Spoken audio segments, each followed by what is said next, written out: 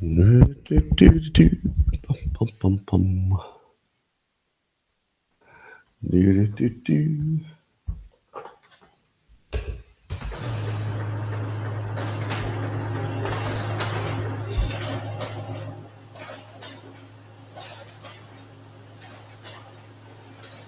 as soon as everybody gets here and I've got my notes, we're going to have the show of shows.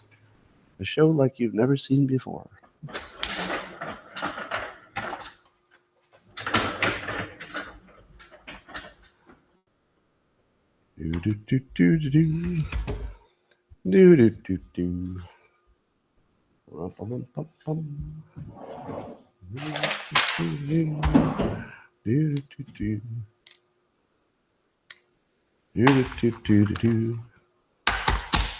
Good morning, everybody, and welcome to the highlight of human civilization. It's called Coffee with Scott Adams, and I don't think you've had a better time in your whole life.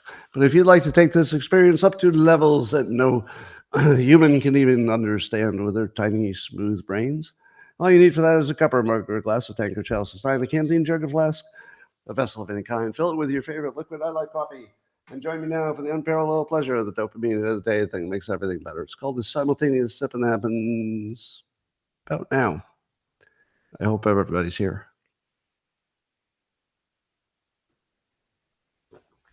So good. Well, ladies and gentlemen, let's talk about some of the fake science before we get to the fake news. Did anybody miss the sip? I'm trying to time it so that I stall just long enough you all get in here. All right. Well, there's a study that says the number of college students diagnosed with PTSD has more than doubled. Do you believe that? I believe that the number diagnosed has more than doubled. Do you think that the number with PTSD has doubled? Or do you think maybe it's just because it has a name? Here's a mental experiment. If I said to you tomorrow, there's a new condition, it's a mental condition in which you worry too much about what other people will think about you, and it stops you from doing some things. And you'd say, well, that sounds like something that has some other name. And I'd say, no, it has a new name. It has a new name. There's a new condition. How many people would be diagnosed with that condition tomorrow? Millions. Because as soon as you have a new name for something, suddenly you think, well, I got a name for it. So let's see, which side is, this side's a little light. Yeah, I think it has something to do with the fact that it became a popular thing that everybody had a name for. And once they had a name for it, everybody had it or got diagnosed. But on top of that, I do think that the lesser physical activity and maybe the ultra processed foods and just the terror of living in the modern world, it might make it worse. But I would think that 60% of it is just because they gave something a name that was a common experience before it had a name, meaning that people felt bad and traumatized for a variety of reasons that just didn't have a name. Well, the Wall Street Journal says that AI might be slowing down, and it's possible it was overrated. Now, this falls squarely into the category of the things I told you before other people told you, which is, it seemed to me, logically, that once you trained it on everything you could find, all the good stuff, you would run out of things to make it smarter, which is what's happening. They're running out of new material to train it. So it's as smart as it's going to get from the things it's already trained on. So instead, they create what they call synthetic training material, which is they have one AI, hallucinate, and then the hallucinations became what trains the other AI. Now, on paper, I got to say that sounds like a terrible idea. I don't even know how logically that could work. Can you learn things from your own imagination? Think about that as a human. If you wanted to get good at something, could you just close your eyes and imagine it in an artificial way until you were good at it? I don't know that the machine can do that either. I mean, they say it is, but I got a question about what is the upside potential of that method. Anyway, so we got a few things going on that could make AI overrated. Number one, the advances are slowing down. So each new version of it is not going to be, twice as good as the one before. It might be 5% better, and even decreasing after that because they don't have anything new to train it on. And it could be that it's a commodity as well. So it takes a lot of money to train the big ones, but if all the big ones get trained on the same material, i.e., everything on the internet, then they're all going to end up being about the same. So maybe there's not that much, it might be a commodity. It might be like air, so that there's nothing to pay for. It's like, well, everybody's got a trained AI. You can get one for cheap.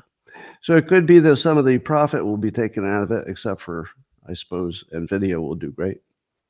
And there's also a thought that it will be useful for fewer things than we thought. Who told you that first? Me. All the things, here's the problem.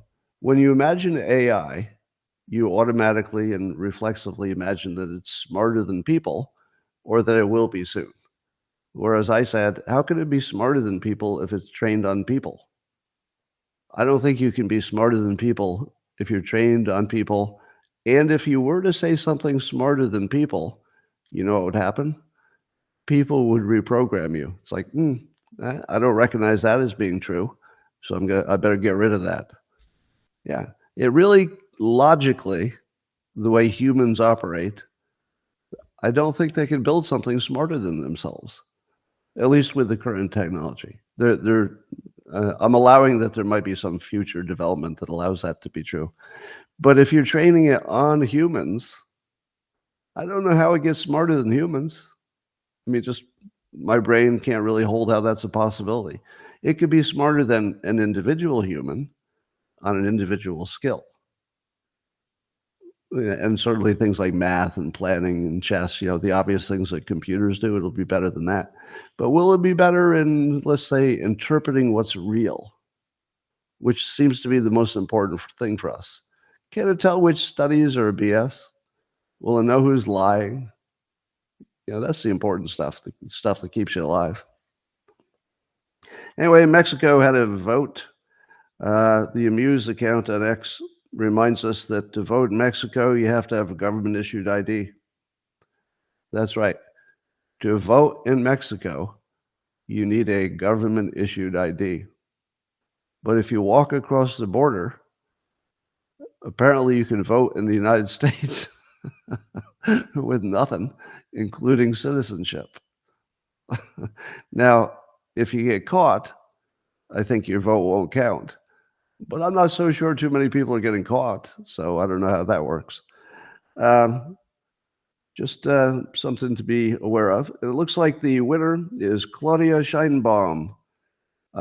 Just the weirdest thing I never expected, that the next president of Mexico would be a Jewish woman. I mean, she's a Mexican citizen, but she has a Jewish background. There can't be a ton of that in Mexico. But let me tell you what I liked about her.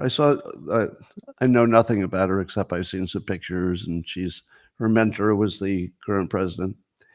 But of all the things, this is the thing that stood out when I saw her pictures working the crowds.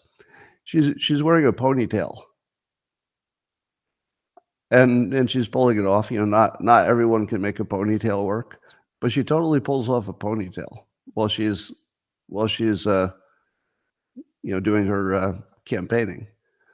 I don't know, what do a lot of American politicians, do they ever wear ponytails in any official capacity?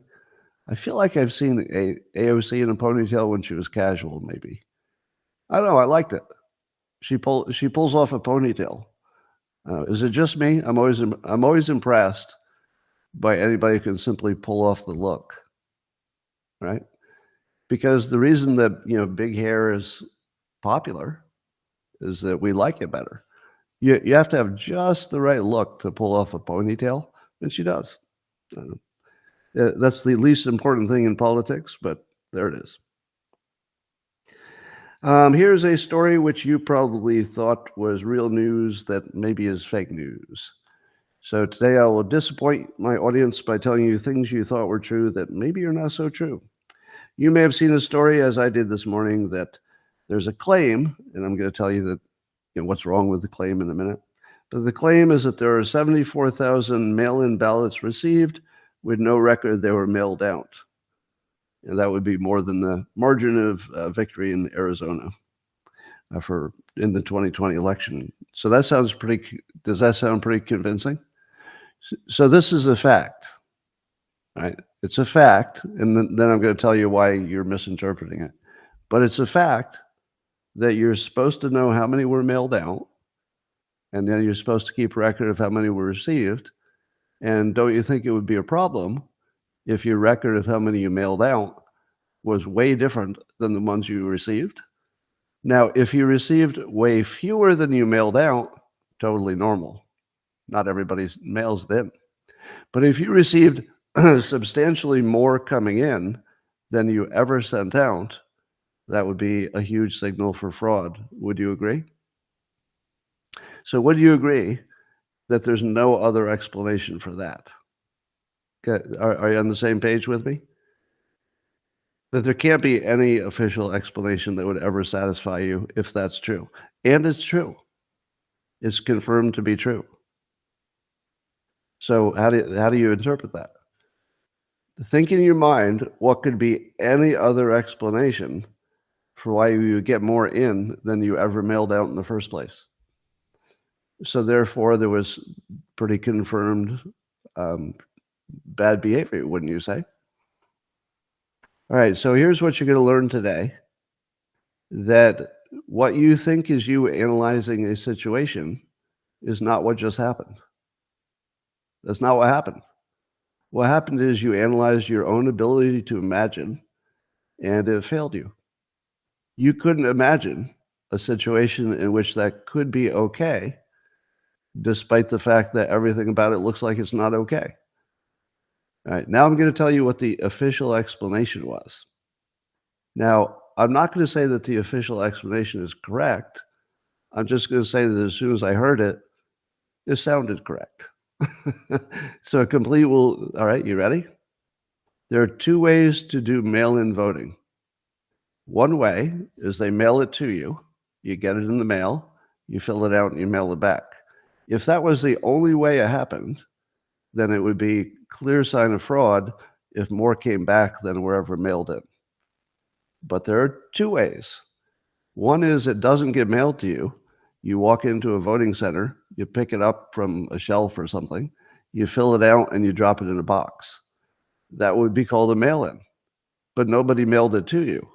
You went to the place where they were sitting in a big pile, took one off the pile, filled it out, and dropped it in the box sitting next to it. Did you know that? Now, that's the claim from the official people who are debunking it. Now, my point is not that the election was or was not fair. I would say it's hard, from my perspective, to know one way or the other. But the point is, if you can't imagine what the alternative was, the problem is in your head. Your imagination is not up to the task. Here's another case like that. I believe that you're all familiar with the Fine People hoax about Charlottesville and how something was taken out of context and Democrats came to believe something that never happened. And the drinking bleach hoax. Democrats came to believe that Trump said, maybe you should drink bleach. Never happened.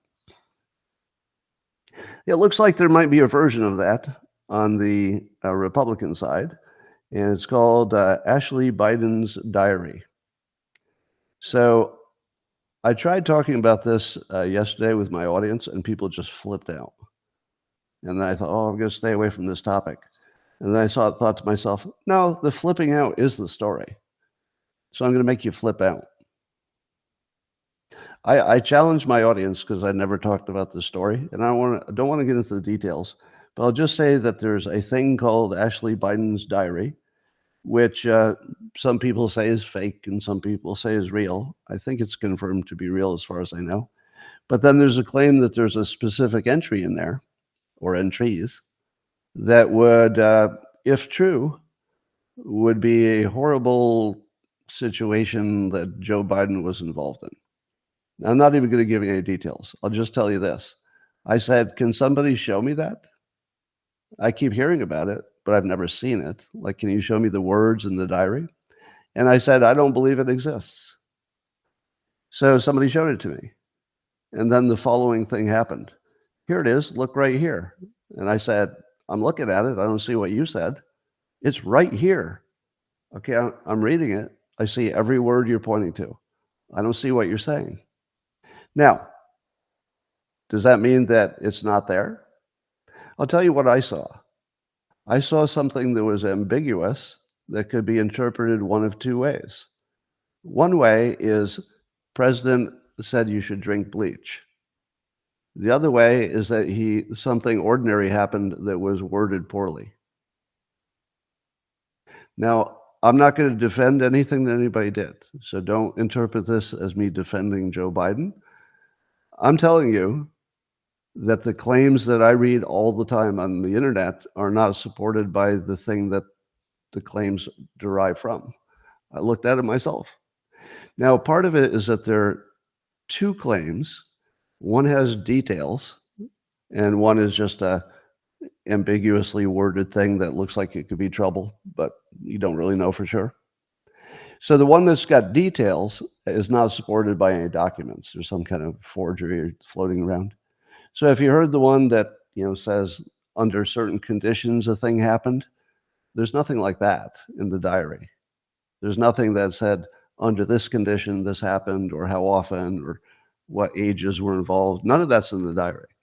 There's just one little thing that any normal person would be very concerned about, but it's a lot like the drinking bleach thing. What she said directly looks really troublesome, but it almost couldn't have been that. In other words, the most provocative interpretation of what it meant is probably the least likely. But if you want to believe that stuff, you kind of go to it automatically. Now, if you add it to the hair sniffing and the weird behavior that we see in public, it does create an overall picture that says, maybe we should know more about this. But to say that it's sort of documented and it's in writing and we can all read it, nope, I don't buy it. I do buy that there's something there that raises your eyebrow all the way past the top of your head. Can we agree on that? I think we can agree that if you read the part that is confirmed to be real, you're going to have some questions. But I think there's probably more than one way to explain what that is. Very much like if you didn't know that mail-in votes, sometimes you walk into the office and drop it in the box. It's just that your imagination, getting back to my prior point, your imagination fails when you read the diary. You say to yourself, I'm pretty sure this could only mean one thing, and it's really, really bad. But could it? Can you imagine that if you heard the real story behind it, it would sound different? I'm not saying it would. I'm saying, can you imagine it? Because I think we need a little better standard for blaming innocent people of crimes, especially bad ones. It shouldn't be that you strongly suspect it. I think we need to go a little bit better than that. But I'm not saying it's false. I'm just saying a little better evidence would be better. All right. Speaking of Biden's kids, Hunter Biden's going in for his felony gun charges. When this whole felony gun charge thing first came up, my first instinct is that this is not the thing that I want my legal system to be chasing, because I like the Second Amendment right, and I know that the particular law said he lied on his application and he was an addict and so he shouldn't get a gun. And I understand the technical part of the law, but as a Second Amendment supporter, I just had some problems with the fact that of all the things in the world, you would go after him for wanting to own a gun, and probably he's in the category of people who are safer with one. I mean, maybe the people around him are less safe, I suppose. But I've completely changed my mind on this because of the Lawfare case. Because I'm fairly certain that Joe Biden was behind the lawfare against Trump, I think his family is in play. Sorry. Yeah. If Hitler were doing Hitler things and you had a chance to take out his kids, you'd do it. You'd do it. And Biden is doing Hitler things. So when you're lawfaring the other candidate, trying to put him in jail and maybe trying to kill him, if the legal system comes for your kid, um, it's war. It's war. So I would say my empathy for Hunter has disappeared, and I'm not proud of it. I'm not proud of it because it takes me off principle. Yeah. So anyway, I'm not even going to comment on what I'm seeing in the comments. All right. You should know it's fake historian season. We're in fake poll, fake news, fake historian, fake justice system territory as we approach the election. But the one I always look forward to is the fake historians. So the bad guys have these historians who will say absolutely anything, and they'll act like they're experts because they're historians. Here's what we know today. History is all fake. History is fake. We know that because we're watching fake history being written in real time during our lifetime. What are the chances that just started? We've always known that the winners write the history. Yeah, there's nothing about our history that's accurate. The facts, maybe some of the big facts about what war happened and who died and who was the king, but all the narrative, the stuff about why anything happened, that's all fake. How would you like your job to be an historian and you have to pretend the history is real? That's a weird job. So if there's anybody you should not trust in this world, it's someone who thinks history is real, because they might also think the news is real today. I mean, because they live in a world in which they have to believe that fiction is real, because their job is to tell you that it is. Hey, that fiction about history, it's totally real. Listen to me, I'm an expert on it. So one of these historians, Michael Beschloss, he's famous for coming out with those grinning things that are bad for Trump. Yeah, have you seen the face where they're a little bit too happy about the things coming out of their mouth? I don't even know how to describe that face, but they're so happy it looks like they're having some kind of physical dopamine, overdose while they talk about how bad Trump could be or is or was. This is like, oh, he's going to become stealing our democracy. I mean, you almost think they're tubing below the camera angle because they're just way too happy about what they're saying bad about Trump. And it's like creepy, uncanny valley stuff. It's like, ooh, what's wrong with you? Anyway, Beschloss is the top of that list. And he says, he warns that Trump's second term could lead to dictatorship and anarchy. The choice is actually pretty clear. We've got a convicted felon. He's a historian, and he told you that Trump is a convicted felon, and he left out the fact that it was complete bullshit lawfare and that nobody but Trump would have ever been convicted of it or even indicted. He's a historian who proved to you while you were watching he could not interpret correctly the narrative of our current time, but his job is to tell you the narrative of all the prior times, which we all know at this point is fake news. Now, could there be a more ridiculous character? I can't imagine a more useless and worthless human being than somebody who studies history like it was real, knowing it isn't, and then gives you pronouncements about how because of the felony, which is fake, that means that Trump will turn into a dictator and anarchy, even though we already observed him not doing that. That's the weakest take of all takes.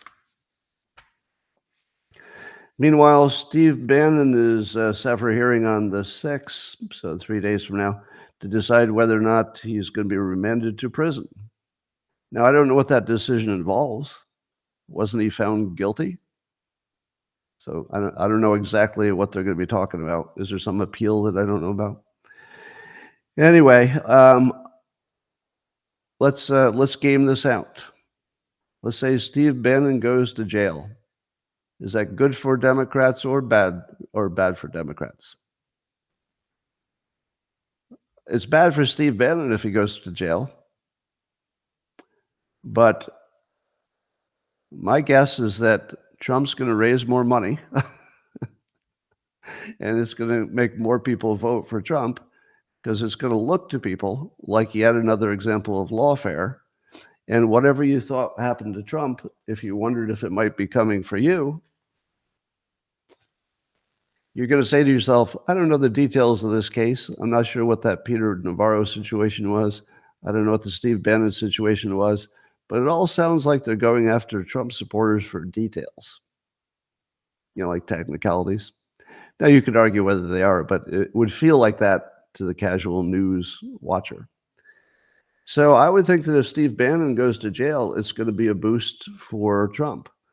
I don't want him to go to jail, but I feel like that's the way it would go at this point. We're also in, as I said, not just the fake historian season, but also in the fake news season, even faker than usual because it's election season. And The Hill has a story with a headline, "Why are Americans feeling so negative about the economy?" Do you need to read that?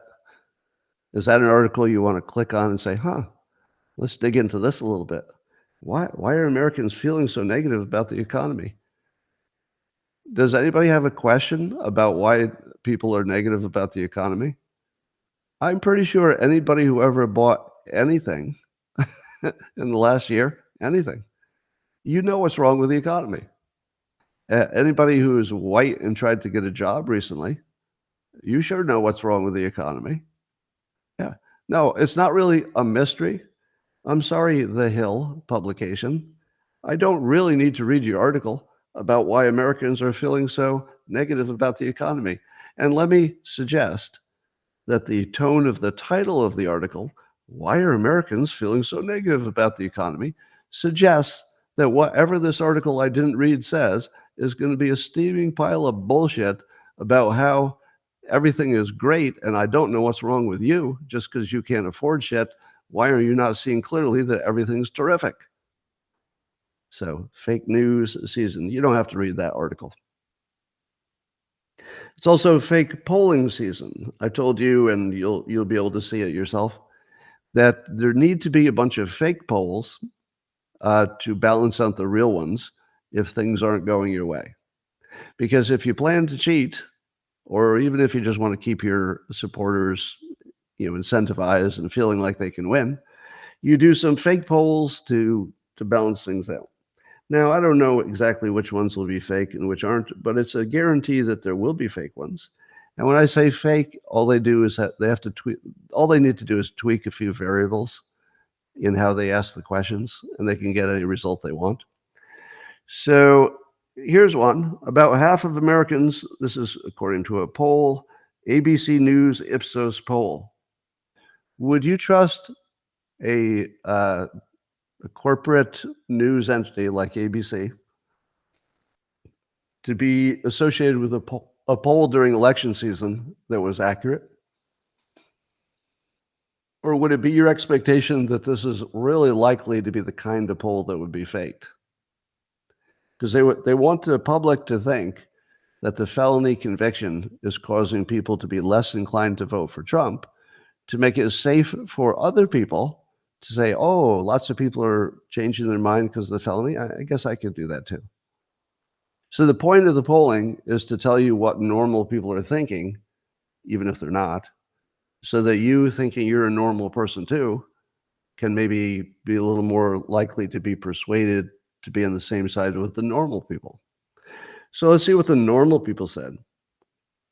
About half of Americans believe Trump should end his campaign after the guilty verdict. Half of Americans think he should end his campaign because of the guilty verdict. Does that sound like a legitimate poll? Before I even tell you the answer, I mean, you didn't even need to know what the answer was. Does that sound legitimate? Let let me tell you what's wrong with it. If it wasn't jumping out at you, here's what's wrong with it. This is a poll in which they ask you to compare Trump to Trump.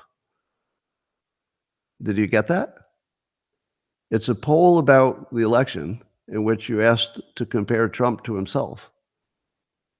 So you're comparing Trump not convicted to a Trump convicted. Is that what you're going to vote for when you go to the election booth or you mail in your ballot? Are you going to say, who do I vote for? Trump who wasn't convicted or Trump who was convicted? No, that's not your choice. That's not your choice. The choice is only, and the only one that matters, Trump versus Biden, right? That's the only one that matters. And if you ask a different question so that you can get, an answer that sounds more like what you want to hear, that's an influence poll. That's not about information. All right. At the same time, in the article on this, it says that Trump's approval level stayed the same. So could it be true that half of Americans think he should drop out of the race at the same time that his approval levels stay the same? If his approval levels had changed, maybe that would be telling you something. All right. So here's what I think. I think it might be entirely true that half of Americans think he should end his campaign. But do you know what half of Americans also think? Probably half of Americans believe that this should not be a contest between Biden and Trump. Wouldn't you agree?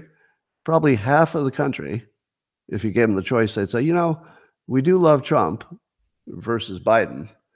But all things considered, like if we could just start with a blank slate, we'd go in with a 40-something DeSantis, 40-year-old, whatever age he is, and we'd get more years of young people, and we wouldn't have the provocations and all the worry and everything.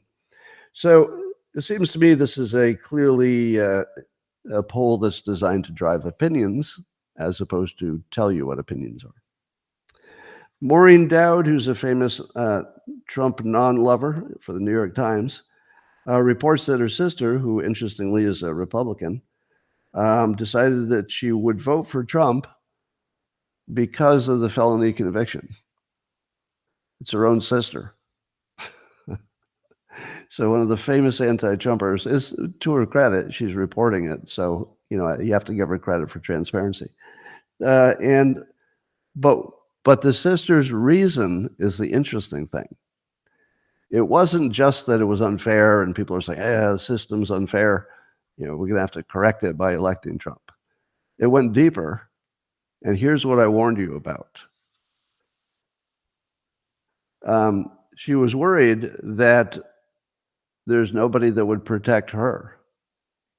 So Maureen O'Dowd's sister is a Republican.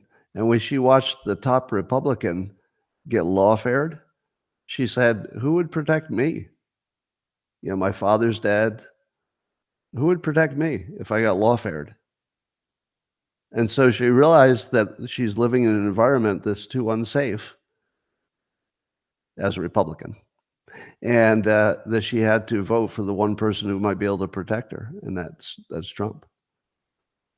Now that is important. It's one person, so we don't know if that's a generalized feeling, but it is what I predicted. And what I predicted was empathy, that people would see Trump as themselves for the first time. When Trump is in, the Golden Towers, I don't say to myself, oh, he's just like me. When he's doing Trumpy things like rallies and things, I don't think, doesn't feel just like me. But when he gets accused of something that's sketchy and then the system closes in on him, that is me, because I live in the same system. That system is surrounding me, touches me every moment I walk and live and breathe. Same system. If it got him, I feel it personally. Now I'm a public figure, so maybe I'm at more risk than the average person. But if somebody who's just a voter, an ordinary Republican, is going to say that I feel threatened because Trump got lawfared, that's what I predicted. I predicted empathy. You see, remember, empathy is not just your empathy for the other person. There's always a little bit of it, which is, I'm glad it's not me. Like that's connected to empathy. I'm glad it's not me. So I think people feel this one personally. I did. Yeah, the conviction of Trump didn't feel like a political outcome to me. It wasn't just because I'm supporting him for president. It felt personal. Like I felt I was being handcuffed. I mean, I can't explain it, but did anybody have the same experience? That you just put yourself in the scene and you saw yourself unfairly convicted and lawfare? Because we've all been, I think most of us have had the experience where the system was against them unfairly. It could have been anything. It could have been your school administrators, your job, but everybody's felt the system being against them. And then we watched it happen to Trump. Anyway, here's the other way they use the fake polls. I think this was maybe in some publication. They said Trump has a 1.8% lead based on 173 polls. So he's up 1.8% based on the average of 173 polls. How many of those polls are credible? Well, during fake polling season, you don't want Trump to look like he's up 5 because that would be too big to rig. So you put a bunch of fake ones in the mix, and then all the people who are trying to be reasonable, but of course they're making a mistake, they say, well, the reasonable thing would be to take the average. No. No. The reasonable thing would be to take the average if you knew that they all did a similarly credible job of doing their work.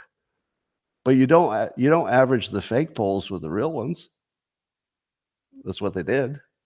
Because I'm sure that some percentage of these are legitimately faked, right? In other words, the people who did them knew what they were doing when they did them. You don't average fake polls and real ones. That's nothing. That's trying to hide the ball. That's what that is. Meanwhile, Trump is on TikTok, as you know, but here's a surprise.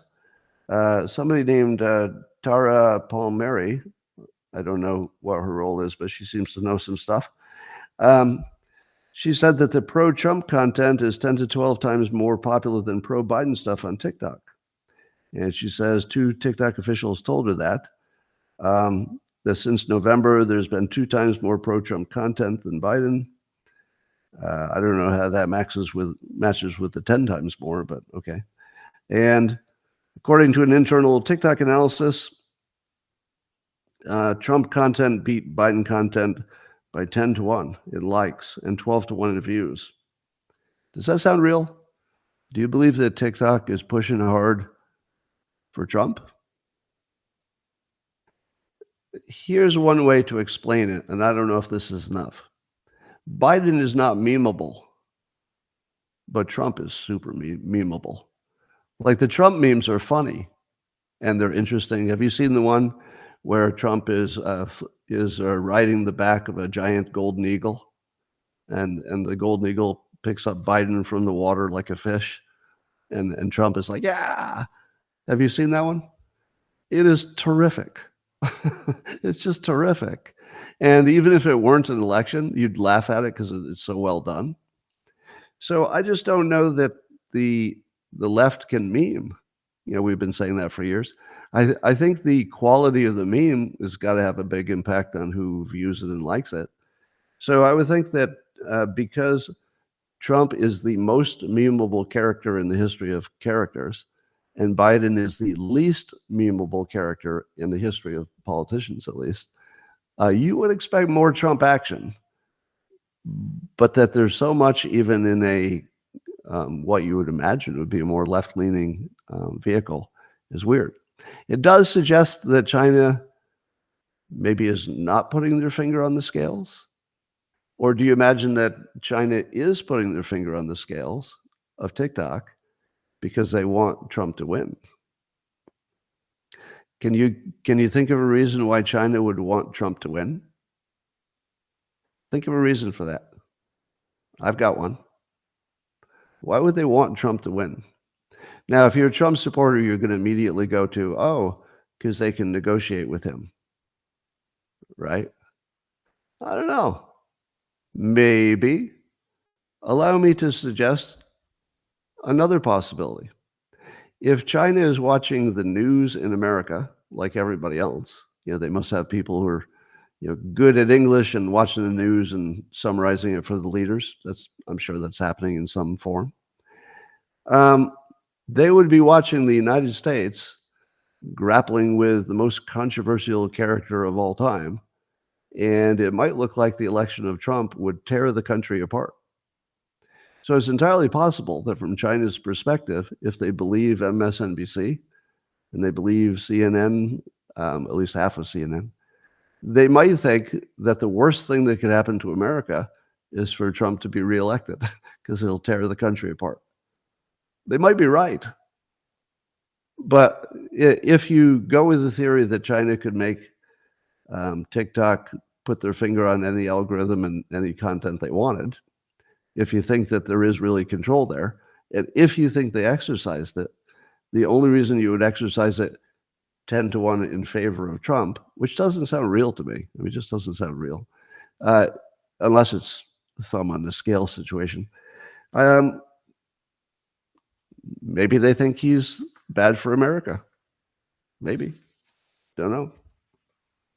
Here's my mini theme for today. Democrats have an idiot problem in leadership. I'm going to give you several examples of idiots in the leadership of Democrats. Larry Fink, the CEO of BlackRock, they were really big on ESG. And then he said, ESG is really embarrassing us. We better pull back because all the DEI thing completely exploded and embarrassed them. Now he's saying that you need clean energy that isn't intermittent because we're going to need so much for our data centers. Do you know what that means? Pro-nuclear, and maybe get your finger off of all the things that would stop energy from being produced. I think Larry Fink is who I'd call a smart idiot. If he and I did an IQ test, I think he'd beat me. I think he probably could get into a better school than I could have at the time, etc. So I'm not saying his IQ isn't high, but with this ESG stuff, we observe him acting like an idiot. Like maybe he didn't understand the implications of what would happen if he made ESG his centerpiece of his thing. But it looks like it all blew up in his face. And I think I could have told him. I think I could have told him exactly where that would end up. So he's a smart idiot. And I think what causes that is obviously not the smart part, because the smart part seems on tap, it seems fine. There's something about the gaslighting and the brainwashing that the Democrats get that will make even the smartest person turn into an idiot. But then they have real idiots too, like Maxine Waters. So she's saying that Trump supporters are, quote, domestic terrorists, and she wonders if they're preparing a civil war against us. So she said that again recently. Now, you could say to yourself, well, she doesn't believe those things. She's just saying them for political purposes. But if she is, she's the worst leader ever, because it's just a terrible thing for a leader to be saying. So I'd say she's a leader and she's an idiot. But unlike Larry Fink, who might have a high IQ, there's no indication she's anything but dumb. I watched a conversation online between Megyn Kelly and David Pakman. Now, David Pakman is a prominent pundit podcaster on the left. And what I learned was that when somebody on the left talks to a well-informed person on the right, it always goes the same way. The person on the left realizes that they haven't been getting correct news the entire time. So Megyn Kelly fact-checked him so hard, I think he left his jockstrap a block back. He got banged down hard. And when I was done with it, I said to myself, David Pakman does not look nearly as smart as Megyn Kelly. Like, they don't look like they're even on the same level, really. But David Pakman's a prominent voice on the left, and compared to Megyn Kelly, he came off as an idiot, but he would be, a normal person. He has normal IQ, but I think he too, well, based on what I saw, he didn't know enough about what was true. So his opinions were all ridiculous because he didn't know what the facts were. And when Megyn Kelly sort of informed him what was true, it caused like some kind of weird cognitive dissonance in him. So you have to watch that. Then, so that's more idiots. Let's see. David Sachs on the X profile points out that the Hillary campaign operative who cooked the books to hide payments for the Steele dossier became the SEC chairman. And then the Biden campaign operative who orchestrated the 51 spies who lied about Hunter's crimes on the laptop, I guess, became Secretary of State. And then David Sachs says, Dems know how to reward election interference. Now, I'm gonna add this to my theme of Democrats having idiots for leaders. In this case, they have criminals as leaders because they were actually promoted for doing things that maybe weren't technically illegal, but look like they should have been. How smart is it to promote the people who get caught? The reason that we're talking about these two people who got rewarded is because we know what they did. I'm going to go with Trump. I prefer people who don't get caught. I think the smart people can do bad things and not get caught. But the Democrats have people who aren't smart enough to get away with it because they all got caught, but they got rewarded anyway. So I guess I should ask, who's the smart one here? Is it me or them? They got promoted, so maybe they're the smart ones in this case. Then we have the Biden dementia tapes, still trying to get those. Apparently they've been locked in a SCIF so that somebody can go listen to them, but they can't let you listen to it. That's right. So then when, let's say, some Republican listens to it and comes back and says, oh, it was really terrible, he was in bad shape, all they have to do is send down Adam Schiff to say, no, he's not, he's fine. I listened to the same thing. So they're going to SCIF Schiff us. The play is the SCIF Schiff. The SCIF Schiff is you put it in the SCIF, this highly secure place where nobody can take a picture of it or take a copy. They can only experience it inside that room. So all they have to do is send their best liars into the room, and they'll come out and say, no, it was fine. I listened to it too. It's fine. The play here is so obvious. It's just so obvious that it's a SCIF Schiff play. Yeah. It's just a standard SCIF Schiff. Well, my questions have been answered about the Soros organization, or at least why Alex Soros is going along with his dad's ideas that are terrible and destroying the world.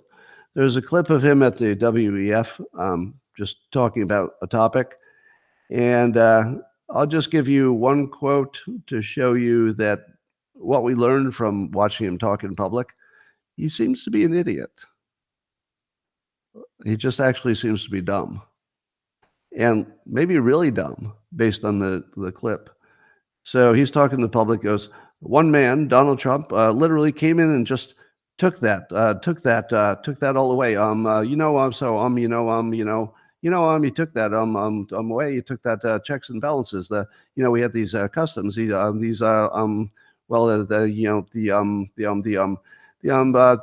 customs, and he came in like Donald Trump. He took it all away from us.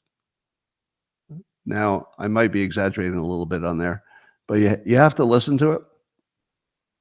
If you listen to him talking, you will immediately understand why nobody asks him for interviews. There's no way he's going to say yes to an interview because he's incompetent talking in public. In fact, you would be hard-pressed to find anybody who can't talk in public as much as he can't talk in public.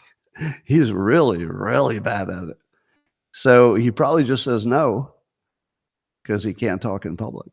I guess in that case he had to try, but it was just a train wreck. Yeah.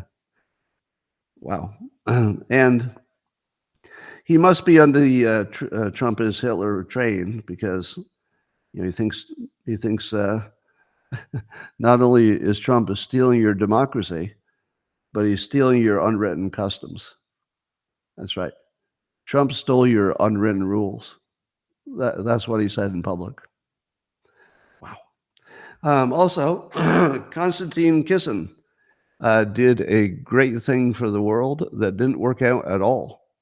You know how I've been saying that we need to have like legitimate debates on topics where you've got plenty of time, but you've also got a strong host, a moderator, who can really keep you in line.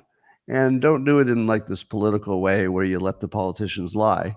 Just get some experts, some people who really know what they're talking about, put them together, put a strong moderator in the middle, boom, everybody gets better informed, and maybe you can work something out. That's what I thought until yesterday. And then I watched Konstantin Kisin do, again, I'll say, a great thing for the public, which is he tried to pull off the very thing we think we wanted. And the topic was Gaza and what should have Israel done and what should they do now, I guess. And he had two sides. And here's the model that I held in my head until that moment. When two parties disagree on something, they might want different things. Some wants this, the other wants that. Usually, unless the parties are, just totally bad people, you can usually find a compromise. You can find some way to, find a negotiated settlement that everybody's not perfectly happy with, but happy enough. And so we imagine that model, which works all the time in business, right? In business, you're always negotiating, and usually you can work stuff out. So why can't they? Well, I found out why. And I'm going to tell you a reframe here that will explain a lot going forward. It's one I hadn't noticed before. It goes like this. The people who were on the two sides of the Gaza debate did not disagree on what should be done per se, although that's what it looked like on the surface. They disagreed on reality.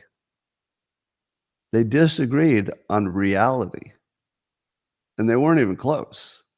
And let me tell you, you can't negotiate a middle ground between two different versions of reality. You can't get there from here. So any thought that it could ever be negotiated, while the two are living in completely different realities of how we got here and who's the bad guy and who's the good guy, you can't negotiate that. It's completely absurd. I actually used to think, and by the way, this is something that one of the debate people said, in effect, the pro-Palestinian arguers said the Palestinians have a set of demands that are somewhat reasonable. Now, this would be their view. And if you were to make some action toward addressing their demands, you could stop the terrorism.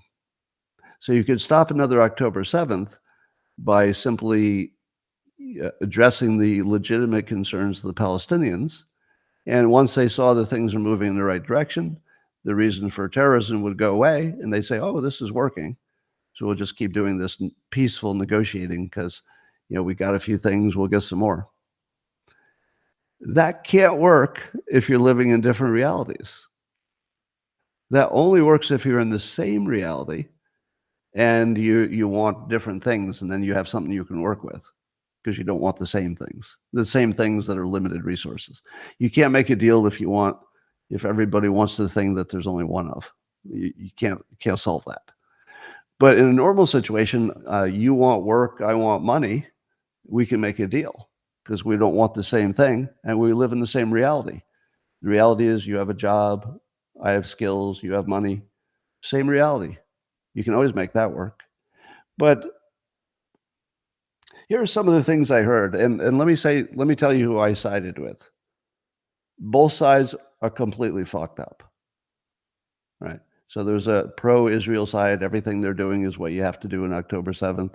And then the other side was, well, maybe if you were nicer to the Palestinians, you wouldn't be in this situation. Both crazy. There are two realities that I don't recognize at all. So let me give you an example. The pro-Israel guy argued that all over the world, there are examples of locals who got displaced and should have the right of return like the Palestinians. But his point is, why are you only looking at Israel like the one place where the people who got kicked out should have the right to come back, when all over the world there are people who have been kicked out of all kinds of places, and then nobody's saying right of return for them? So why are you saying it for Israel? Does that sound like a good argument to you? What do all of the other places have to do with this? Nothing. Nothing.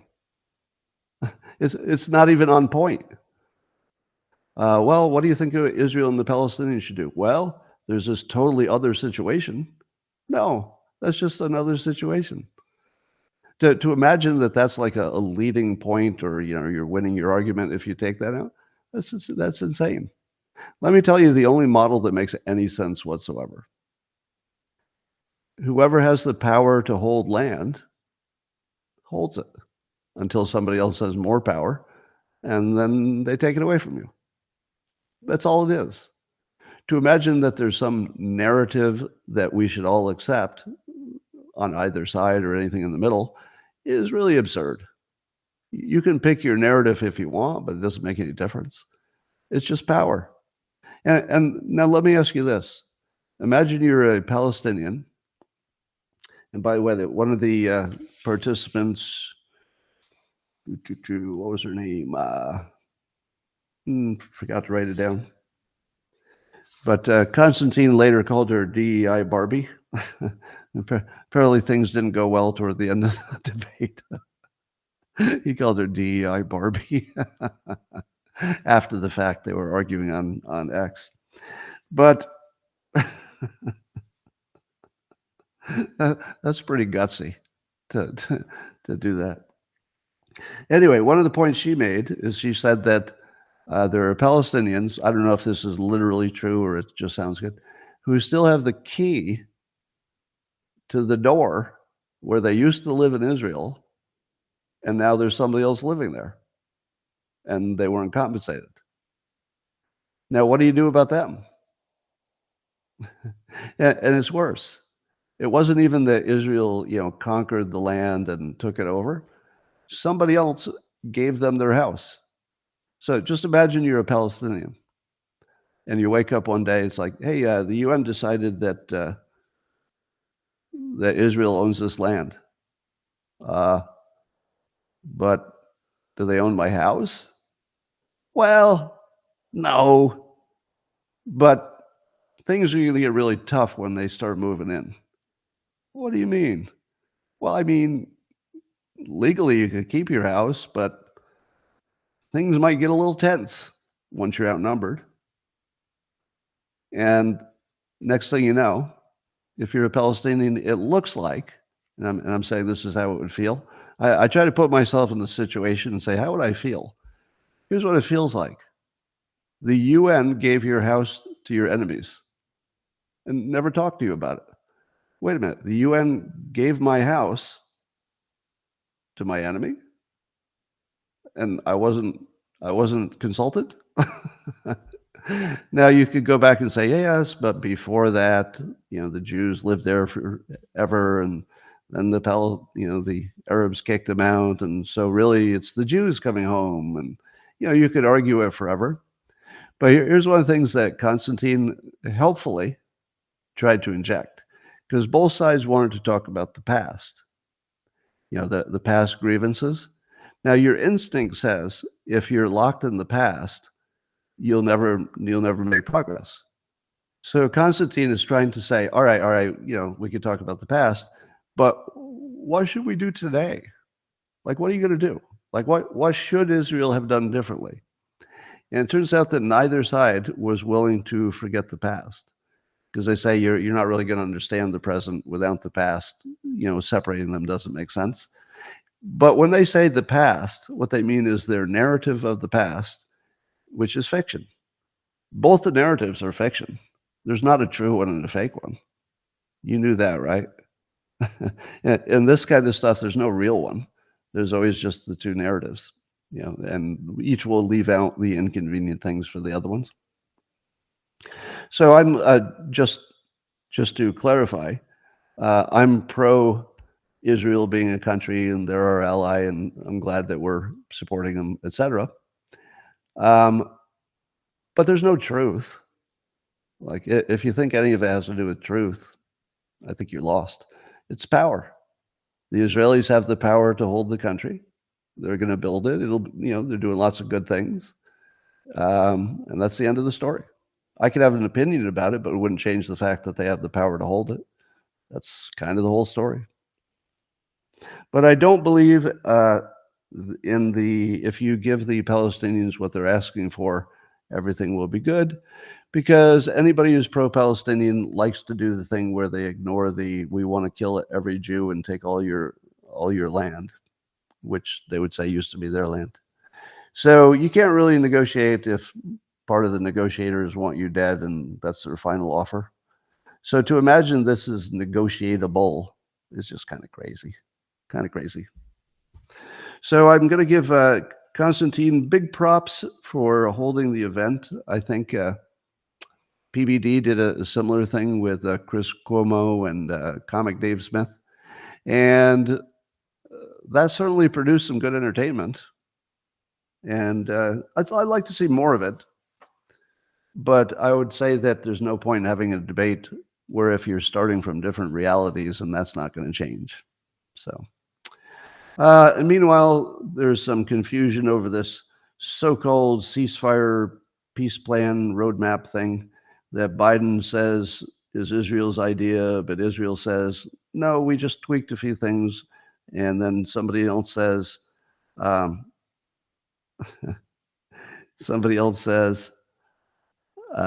they say? I've confused two things here.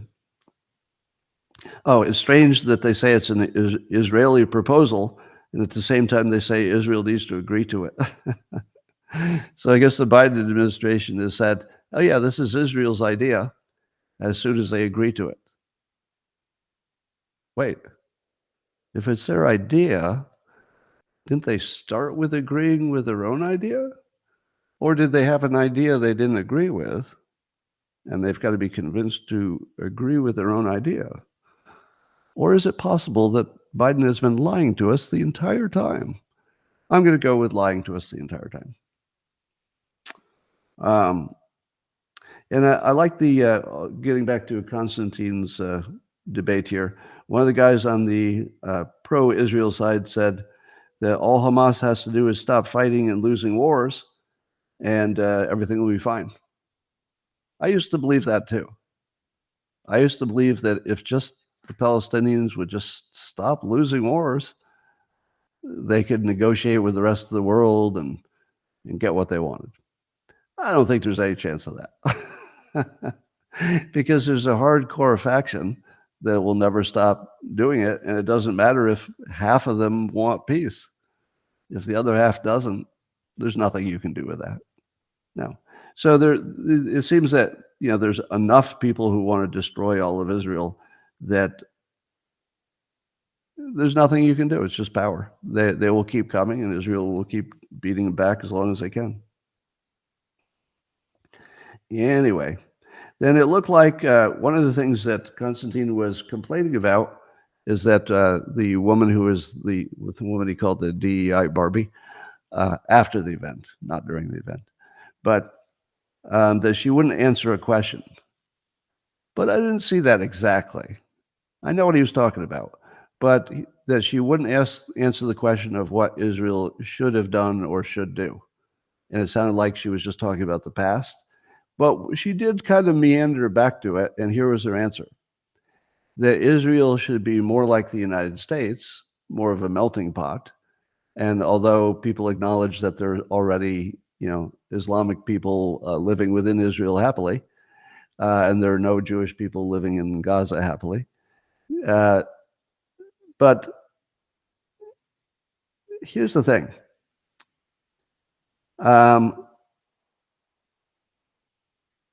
I had some good point I was going to make there that I just lost while I was talking about the other stuff.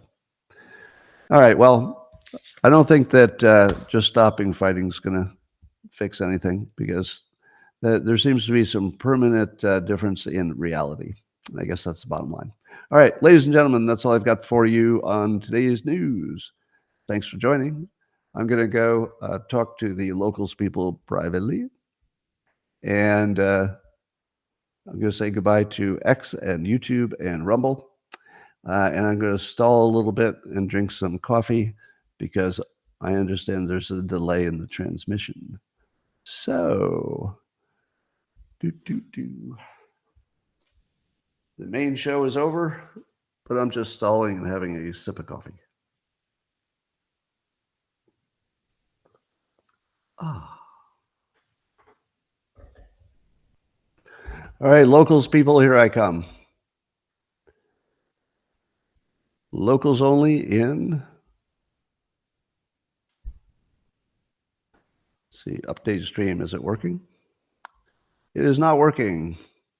All right, so we have a technical failure. All right, we have a technical failure. The software won't allow me to go private with just the locals people. Let me try one more time. Locals and supporters, update stream. Yeah, it doesn't seem to work. What happens if I try to cancel the, oops, that didn't work. Yeah, all right. So I can't go private. But let me do this. I'm gonna end the Rumble Studio stream and see if I can keep up the other stream. Would that work? All right. Locals, I'll open up another stream if it doesn't continue. I'm just gonna close the main Rumble Studio and I'll talk to you if I can. All right, it's not even ending. All right, we're back to the studio won't turn off. All right, so we'll need to do some manual ending of the various streams. I'll probably have to delete the X stream because you can't end them. When I get to this error, the X stream will just stay live forever unless I delete it. So if I delete it, I lose all the monetization from it. All right, I'm just going to kill this and see what I can do.